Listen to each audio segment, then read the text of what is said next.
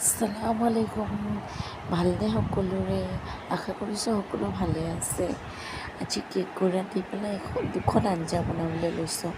এখন হৈছে কেঁকুৰাৰ চাটনি আৰু আন এখন কেঁকুৰাৰ গ্ৰেভি। চাটনিখনটোতে আপোনাৰ নহৰু, আদা আৰু জলকীয়া অকণমান তেলত ফ্ৰাই কৰি পেলাই মিক্সিত মাৰি কেঁচা পিঁয়াজ দি পানী খাব কিমান টেষ্ট লাগে চাব। গ্ৰেভিখন বনাবলৈ হ'লে আপোনাৰ পিঁয়াজ, নহৰু আৰু অলপ মছলা, জিৰা, ধনিয়া, কাশ্মীৰী হালধি দি অকণমান সানি লৰাই পেলাই আপুনি বনাই দিলেই হ'ব। চাবচোন কিমান টেষ্ট লাগে। খাই পেলাই এবাৰ বনাই চাবচোন গ্ৰেভিখন। মাতষাৰ যে ভাঙি আছে, ভালদৰে ওলোৱাই নাই। দেখিছেনে কিমান টেষ্টি দেখাত হৈছে। খাবলৈও কিন্তু ইমানেই টেষ্টি হয় দেই।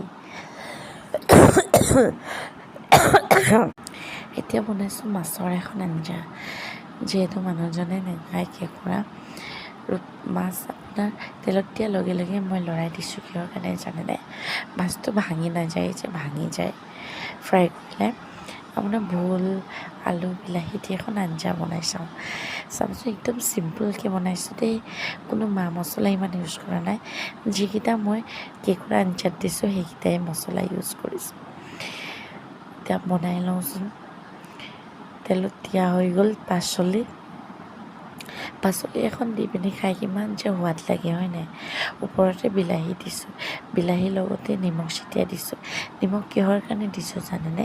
এই যে কিছুমান মানুহে কয় বিলাহীটো ইমান কঠোৱা আছিলে, সিজাই নাই দেখোন। কিন্তু বিলাহীৰ ওপৰত যদি অকণ নিমখ দিয়া হয় কিমান ধুনীয়াকৈ যে সিজি যায় বিলাহীটো। আপুনি কঠোৱা বুলি কৈ নাথাকি ল'ব। অলমষ্ট তৰকাৰী ৰেডি হৈ গ'ল। এইপিনে চাটনি, এইপিনে কেঁকুৰা গ্ৰেভি ৰেডিটো হৈয়ে গ'ল। এইপিনে মাছৰ আঞ্জাখনো ৰেডি হৈ যাব। এতিয়া ৰেডি হৈ যোৱাৰ লগে লগে ধুনীয়াকৈ ভাতকেইটা উলিয়াই পেলাই খাই ল'ম। যিহেতু সময় বহুতখিনিয়ে হৈ গ'ল সকলো ৰেডি। মাছৰ আঞ্জা ৰেডি হৈ গ'ল। এয়া মই উলিয়াই লৈছোঁ, এতিয়া খাওঁ। Good night.